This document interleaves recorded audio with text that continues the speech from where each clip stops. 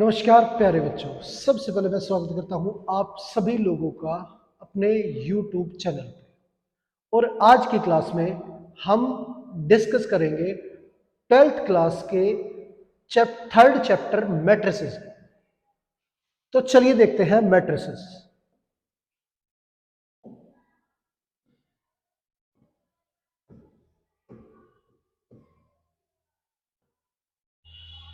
Matrices के अंदर जो मैट्रिक्स है उसे हम किस तरह से शो करते हैं, सबसे पहले चीज वो जो भी मैट्रिक्स है उसे हम दो तरीके से शो कर सकते हैं। एक तो स्क्वायर ब्रैकेट से और एक सर्कुलर ब्रैकेट से। दोनों ही तरीके से हम मैट्रिक्स को शो कर सकते हैं। अब इसके अंदर जो रिप्रेजेंटेशन है वो इनका हॉरिजेंटली और वर्टिकली होता है। तो जो लाइन हॉरिजेंटली लिखी जाती हैं उन्हें बोला जाता है रो, और जो वर्टिकली लिखी जाती हैं उन्हें बोला जाता है कॉलम।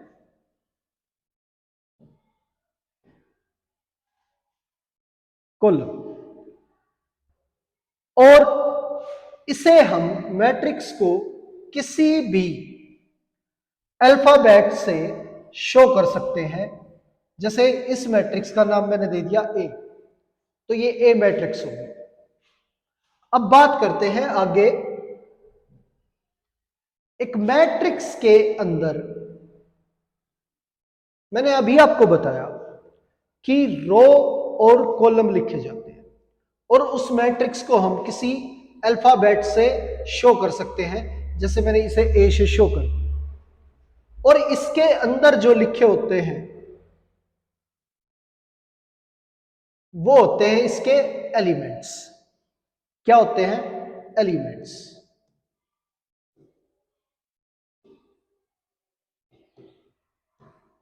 एलिमेंट्स। अब इस मैट्रिक्स के अंदर हमारी जो रो है वो 2 है, और कॉलम जो है वो भी कितने हैं? 2। तो इस मैट्रिक्स के अंदर 2 रो है और 2 ही कॉलम है। अब ये होता है m इंटू n, एक मैट्रिक्स का ऑर्डर। m इंटू n एक मैट्रिक्स का क्या होता है? ऑर्डर। m रिप्रेजेंट करता है उसकी अंदर मौजूद जो रो है उनको, नंबर ऑफ रोज, उसे रिप्रेजेंट करता है m। और n की बात करें तो n शो करता है नंबर ऑफ कॉलम्स।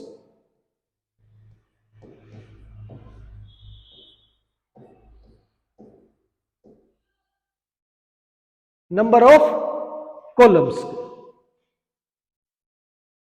तो इस मैट्रिक्स के अंदर इसका जो ऑर्डर है वो क्या है? इसका ऑर्डर 2x2 है, यानी कि इसमें जो रो है वो भी 2 है और कॉलम जो है वो भी 2 ही है। तो इसका ऑर्डर जो है वो 2x2 है।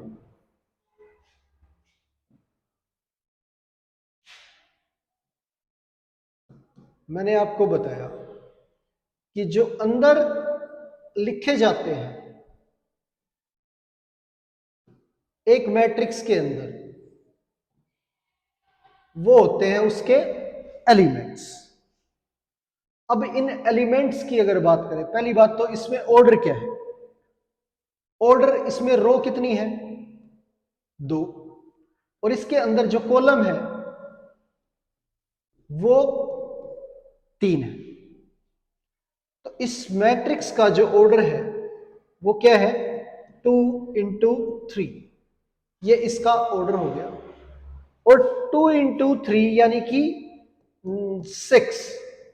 6 इसके अंदर एलिमेंट्स। इसके अंदर एलिमेंट्स की संख्या कितनी है? 6।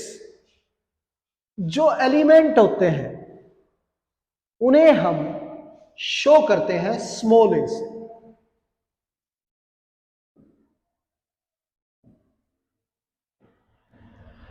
एलिमेंट को हम शो करते हैं स्मॉल ए से, और इसके नीचे यानी कि इसके बेस में इसकी जो है प्लेस वैल्यू लिखी जाती है कि वो एलिमेंट किस प्लेस पे मौजूद है।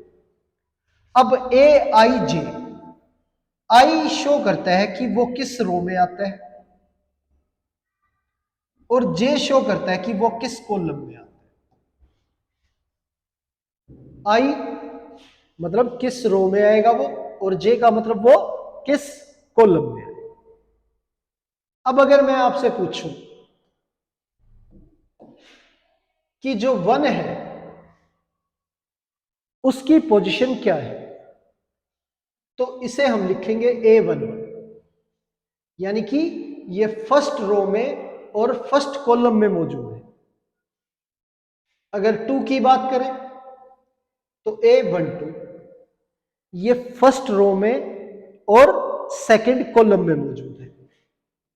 3 की बात करें तो A13 ये फर्स्ट रो में आता है और थर्ड कॉलम में आता है। मैंने आपको बताया जो फर्स्ट वैल्यू है वो आपका ये शो करती है कि वो किस रो में आता है, और जो सेकंड वैल्यू है वो शो करती है कि वो किस कॉलम में आता है। अब 5 की बात करें तो यहां पे ये हो गया 2 1, यानी कि सेकंड रो और फर्स्ट कॉलम। 6 की बात करें तो ये है 2 2, सेकंड रो सेकंड कॉलम। 8 की यदि बात करें तो ये सेकंड रो और थर्ड कॉलम। तो ये हमारी मैट्रिक्स है, और इसके जो एलिमेंट है उनको मैंने आपके सामने अभी शो किया कि कौन सा एलिमेंट किस प्लेस पे मौजूद है। अब आगे बात करते हैं। अब आपको समझ आ गया एलिमेंट और वो किस प्लेस पे शो होगा उसके बारे में। अब देखते हैं कि ऑर्डर जो है m इंटू n होता है, ये हम डिस्कस कर चुके हैं। अगर वो ये बोलता है क्वेश्चन के अंदर कि आपके पास नंबर ऑफ एलिमेंट्स जो है वो 5 है, नंबर ऑफ एलिमेंट्स जो है वो 5 है, और ये बताइए कि एक मैट्रिक्स जिसके अंदर 5 एलिमेंट हो उसका अरेंजमेंट आप किस तरह से करोगे, यानी कि उस मैट्रिक्स को किस तरह से बनाओगे।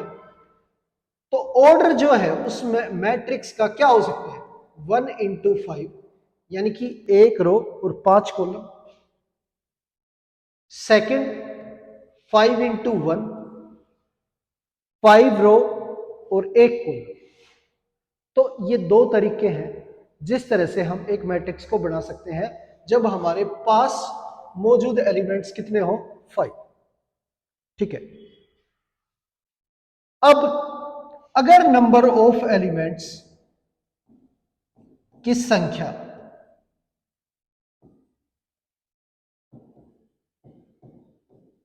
वो ये बोले 12 है, तो क्या क्या पॉसिबिलिटी हो सकती है एक मैट्रिक्स की बनाने की। तो इस केस के अंदर जो हमारा ऑर्डर है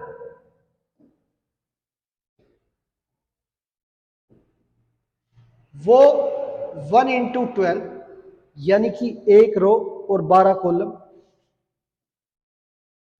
2 इंटू 6, 2 रो 6 कॉलम।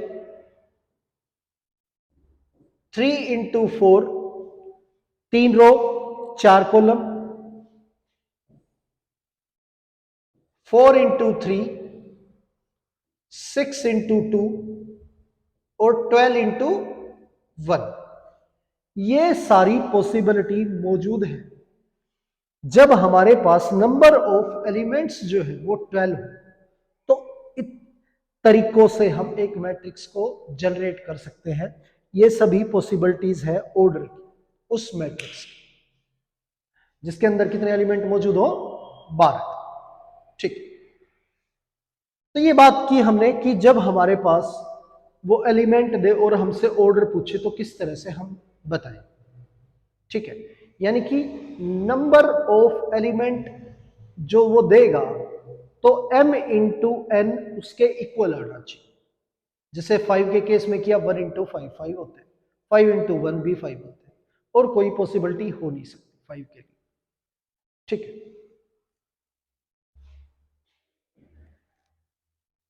अब बात करते हैं टाइप ऑफ मैट्रिक्स की।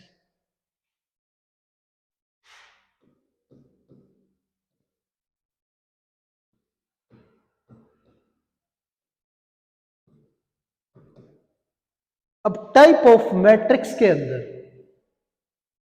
सबसे पहले रो मैट्रिक्स।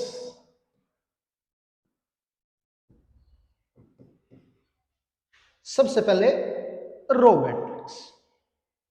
जो रो मैट्रिक्स है उसमें क्या होते हैं कि एक ही रो होगी। रो मैट्रिक्स के अंदर क्या होगा कि एक ही रो होगी और कॉलम जितने मर्जी हो सकते हैं।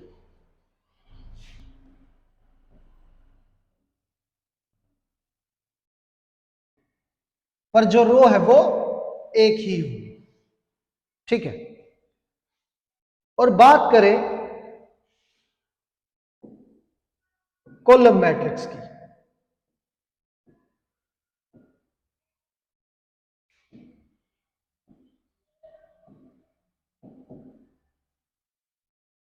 अगर कॉलम मैट्रिक्स की बात करें तो इस मैट्रिक्स के अंदर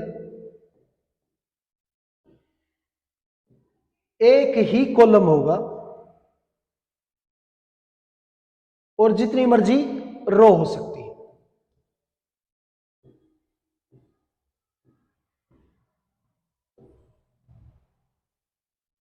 कॉलम मैट्रिक्स के अंदर कॉलम जो है वो एक ही होगा और रो जितनी मर्जी हो सकती है। ठीक है,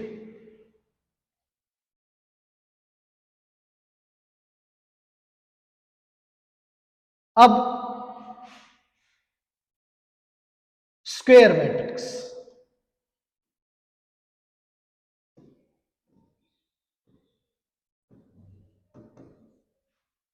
जो स्क्वायर मैट्रिक्स है इसके अंदर नाम से ही पता लग रहा है कि जो मैट्रिक्स है वो किस टाइप की है, स्क्वायर। स्क्वायर में क्या होता है, कोई भी वैल्यू स्क्वायर कब होती है, जब उसी वैल्यू को उसी के साथ मल्टीप्लाई किया जाए तो स्क्वायर बनता है। तो यहां पे भी m इंटू एन जो है वो मैट्रिक्स का ऑर्डर होता है।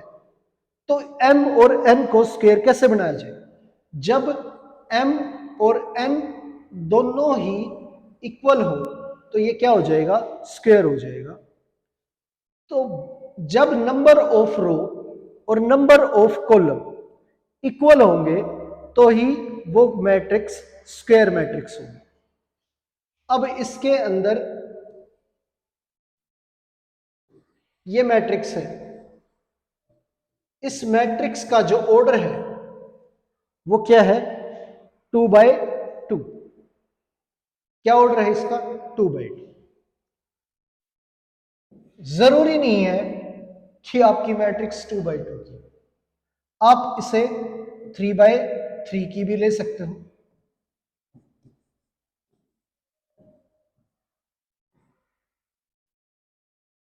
ये भी आपकी जो है वो स्क्वायर मैट्रिक्स है। यानी कि मेरे कहने का मतलब ये है यहां पे कि स्क्वायर मैट्रिक्स आपकी तभी होगी जब नंबर ऑफ रो और नंबर ऑफ कॉलम आपके क्या हो, सेम। ठीक है, अब आगे बात करते हैं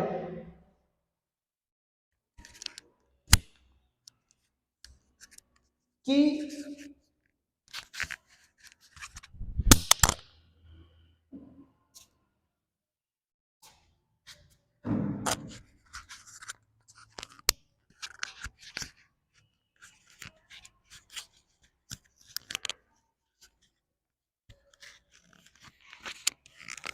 डायगोनल मैट्रिक्स के बारे में।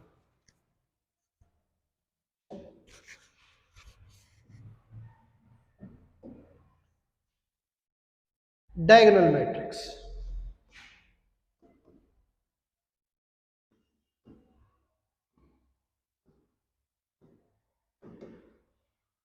डायगोनल मैट्रिक्स में क्या है कि डायगोनल मैट्रिक्स के अंदर पहली कंडीशन तो ये है कि वो स्क्वायर मैट्रिक्स होनी चाहिए, यानी कि उसका ऑर्डर जो है उसमें नंबर ऑफ रो और नंबर ऑफ कॉलम क्या होने चाहिए, सेम। पहली कंडीशन ये। और दूसरी चीज, उसके अंदर जो उसका मेन डायगोनल है, जो उसका मेन डायगोनल है, उसमें एलिमेंट जो मर्जी हो, पर बाकी सारे के सारे जो भी एलिमेंट मौजूद हैं वो सारे के सारे एलिमेंट जो है वो जीरो होने चाहिए। उसे बोलते हैं square matrix, sorry diagonal matrix. Diagonal matrix के अंदर जो मेन डायगोनल है ये, इसके अंदर आप जो मर्जी वैल्यू डालो, ठीक है, पर इसके अलावा जितने भी एलिमेंट बचे वो सारे के सारे क्या होंगे, जीरो। तो वो क्या होती है, square matrix, sorry diagonal matrix.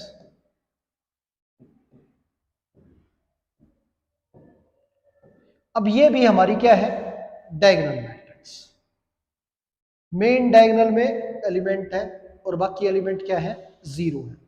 और स्क्वायर मैट्रिक्स तो ये होती है, ये तो इसकी पहली कंडीशन है। इसके बाद बात करते हैं स्केलर मैट्रिक्स की।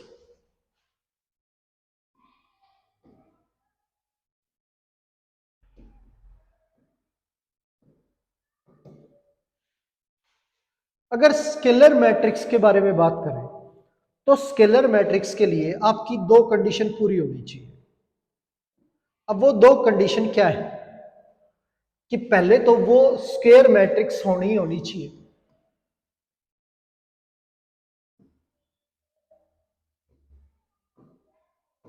यानी कि एक जो स्केलर मैट्रिक्स है वो ऑलरेडी स्क्वायर मैट्रिक्स भी होती है। सेकंड, स्क्वायर मैट्रिक्स होने के साथ साथ वो डायगोनल मैट्रिक्स भी होनी चाहिए।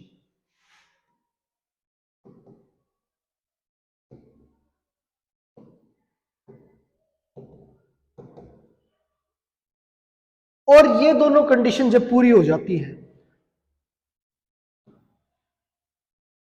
तो इसमें एक और कंडीशन ऐड हो जाती है कि जो इसका मेन डायगोनल है उसके अंदर जो भी एलिमेंट आएंगे वो सेम होंगे, तभी ये मैट्रिक्स स्केलर मैट्रिक्स कहलाएगी।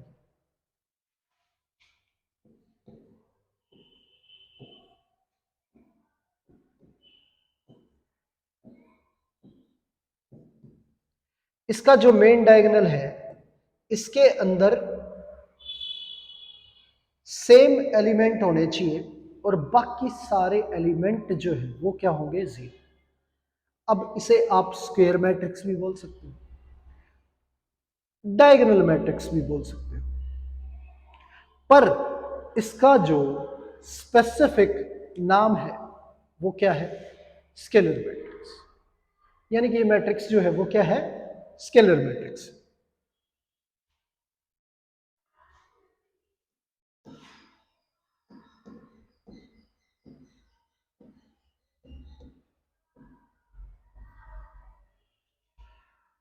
जो ये मैट्रिक्स है ये भी क्या है, स्केलर मैट्रिक्स।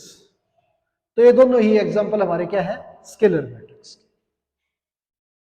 चलिए आगे बात करते हैं। अब स्केलर मैट्रिक्स के बाद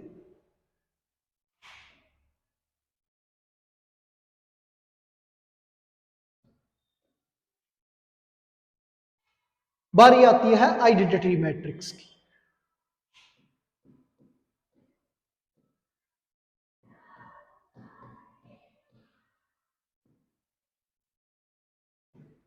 आइडेंटिटी मैट्रिक्स के अंदर तीन कंडीशन पूरी होनी चाहिए। एक तो स्क्वायर मैट्रिक्स होनी चाहिए फर्स्ट,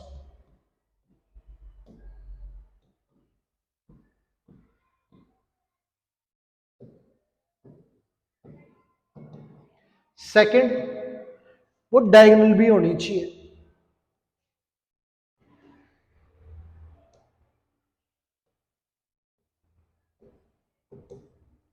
थर्ड वो स्केलर मैट्रिक्स भी होनी चाहिए।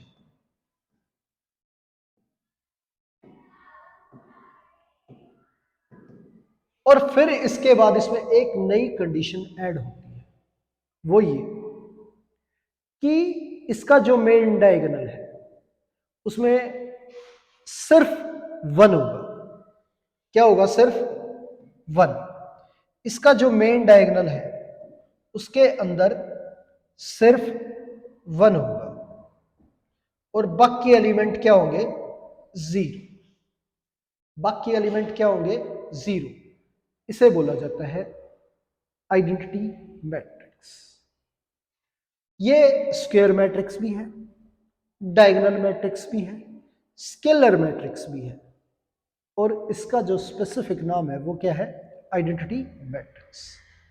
इसे हम आई से शो करते हैं और इसके बेस में यदि 2 लिखें तो इसका मतलब इसका जो ऑर्डर है वो 2/2 का है, यानी कि ये स्क्वायर मैट्रिक्स 2/2 ऑर्डर की है। अब आइडेंटिटी मैट्रिक्स I3, उसका मतलब 3/3 की मैट्रिक्स होगी। इसका मेन डायगोनल जो है उसमें सिर्फ वन होगा और बाकी सारे एलिमेंट क्या होंगे इसके? जीरो। तो ये हमारी मैट्रिक्स जो है वो आइडेंटिटी मैट्रिक्स। ये I2 जिसका ऑर्डर 2/2 का है, ये I3 जिसका ऑर्डर 3/3 का है। आइडेंटिटी मैट्रिक्स जो है वही काम करती है जो मैट्रिक्स के अलजेब्रा के अंदर वन का काम होता है। यानी कि अगर मैं बात बोलूं आपको कि आइडेंटिटी का मतलब क्या होता है, कि किसी वैल्यू को अगर वन से मल्टीप्लाई किया जाए तो वो वैल्यू चेंज नहीं होगी। अलजेब्रा के अंदर मल्टीप्लीकेशन में वन जो है वो आइडेंटिटी एलिमेंट है, यानी 5 इंटू 1 जो है वो क्या होगा? 5 होगा। और 7 इंटू 1 जो है वो क्या होगा? 7 होगा। यानी कि 1 को किसी भी वैल्यू से मल्टीप्लाई करो तो वैल्यू वही रहेगी, चेंज नहीं होगी। इसलिए 1 जो है मल्टीप्लिकेशन में आइडेंटिटी एलिमेंट है। इसी तरह से एडिशन के अंदर 0 जो है वो आइडेंटिटी एलिमेंट है। अगर 5 + 0 लिखा जाए तो क्या आएगा? 5 आएगा। 9 + 0 लिखा जाए तो 9 आएगा। इसी तरह से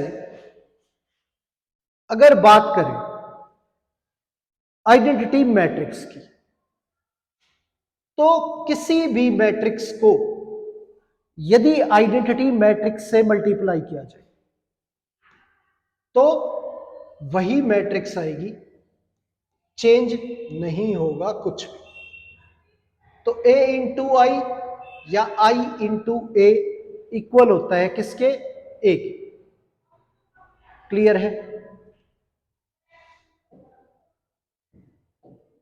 तो मतलब आप किसी भी मैट्रिक्स को यदि आइडेंटिटी एलिमेंट से मल्टीप्लाई करते हो तो वही मैट्रिक्स आती है। क्लियर है? ठीक है। अब बात करें आगे कि अगर मान लो आपको एक एलिमेंट दे रखा है AIJ, I + j/2,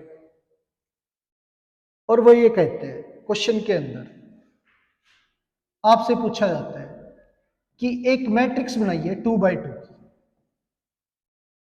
एक मैट्रिक्स बनाइए 2x2। तो इसमें क्या होगा कि आप एक मैट्रिक्स बनाओगे 2x2 की, जिसके अंदर जो एलिमेंट है, नंबर ऑफ एलिमेंट वो 4 है। A11, A12, A21 और A2। तो ये 4 एलिमेंट होंगे उस मैट्रिक्स के अंदर। अब बात करें A11 की, तो I की वैल्यू भी 1 है और J की वैल्यू भी 1 है। तो यहां I और J को हम रिप्लेस करेंगे 1 से, तो 1 + 1/2। तो ये हमारा आंसर क्या आ गया? 1 आ गया। इसी तरह से A12 निकालेंगे, तो I की वैल्यू 1 है और J की वैल्यू क्या है? 2। तो 1 + 2/2 ये हमारा आ गया 3/2। और A21, तो 2 + 1/2 ये हो गया 3/2। और A22, तो I की वैल्यू भी 2 और J की वैल्यू भी 2। तो यहां पे I और J को रिप्लेस करेंगे 2 से, तो ये हमारा आंसर आ गया 2। तो अब चारों के चारों एलिमेंट जो है वो हम निकाल चुके हैं। अब रिप्लेस कर देंगे इन सभी एलिमेंट्स को इनकी वैल्यूज। तो ये A11 जो है वो हमारा 1 था, A12 3/2 था, A21 भी 3/2 था और A22 हमारा क्या था? 2 था। तो ये हमारी मैट्रिक्स आ गई 2/2 की। तो इस तरह से हम कोई भी मैट्रिक्स जो है वो बना सकते हैं जब हमें उसके रिलेशन को दे रखा हो एलिमेंट के तौर पे। तो इस तरह से हम एक मैट्रिक्स को जनरेट कर सकते हैं। अब आपको एक मैट्रिक्स बनानी है जिसका ऑर्डर 2/3 है। यदि 2/3 के ऑर्डर की बात करें तो इसके अंदर नंबर ऑफ एलिमेंट्स जो है वो 6 होंगे। A11, A12, A13, A21, A22, A23। तो नंबर ऑफ एलिमेंट क्या होंगे? 6। अब इन 6 एलिमेंट को उसने बोला कि Aij जो है वो इक्वल है I - J की होल स्क्वायर बाय 2।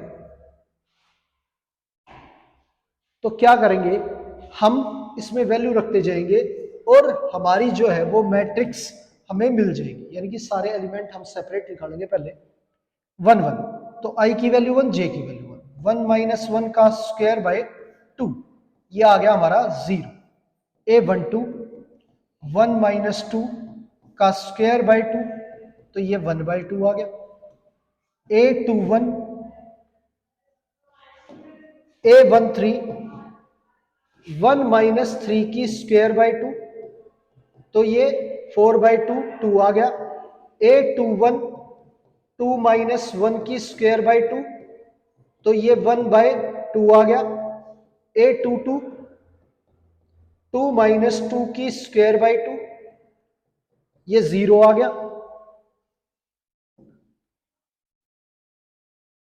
और A23 2 - 3 की स्क्वायर बाय 2, तो 1/2 आ गया। तो ये हमारे जो एलिमेंट है वो आ चुके हैं और इन्हें हम रिप्लेस कर देंगे इन एलिमेंट से। तो फर्स्ट वैल्यू हमारी 0 है, फिर हाफ है, फिर 2 है, फिर हाफ, 0 और हाफ। तो इस तरह से हम कोई भी मैट्रिक्स बना सकते हैं। तो उम्मीद है आज की क्लास आपको अच्छे से समझ आई होगी। अगली क्लास में इस टॉपिक को हम कंटिन्यू करते हैं। तब तक के लिए मैं आपसे अलविदा लेता हूं और आपसे अगली क्लास में इसी चैनल पे दोबारा मिलता हूं। तो अगर वीडियो आपको अच्छी लगी तो वीडियो को शेयर कीजिए अपने दोस्तों के साथ और चैनल को सब्सक्राइब करना मत भूलिए ताकि अगली वीडियो का नोटिफिकेशन आपको मिल जाए। तब तक के लिए गुड बाय।